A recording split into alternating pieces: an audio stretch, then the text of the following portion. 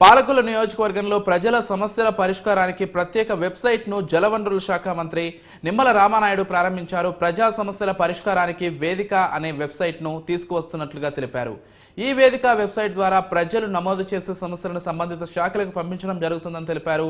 ఆయా సమస్యలు పరిష్కరించిన తర్వాత సంబంధిత సమాచారాన్ని ప్రజలకు ఫోన్ ద్వారా అందిస్తామని తెలిపారు. ఆఫీసులో ఉన్నప్పుడు పర్ డే 100 నుంచి 300 మంది వరకు కూడా ఆఫీస్కి వస్తూ ఉన్నారు. వాళ్ళకు ఉన్నటువంటి సమస్యలన్నీ కూడా మన దృష్టికి తీసుకొస్తూ ఉన్నారు.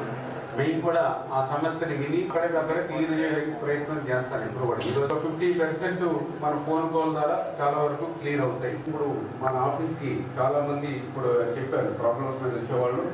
మనం వస్తున్నాం, వాళ్ళకి చెప్తున్నాం, కొన్ని క్లియర్ అయిపోతుంది, కొన్ని క్లియర్ అవ్వట్లేదు. అట్లా కాకుండా మనం ఏదైనా రిజిస్టర్ చేసి ఆన్లైన్ చేసుకుని అలా ఈరోజు ఎంతమంది మనకి ఏదైతే సమస్యను చెప్పారు, ఆ సమస్య ఏ డిపార్ట్మెంట్కి సంబంధించింది, అది ఎంతవరకు క్లియర్ అయింది, క్లియర్ అయితే కడప జిల్లా ప్రొద్దుటూరు పట్టణంలోని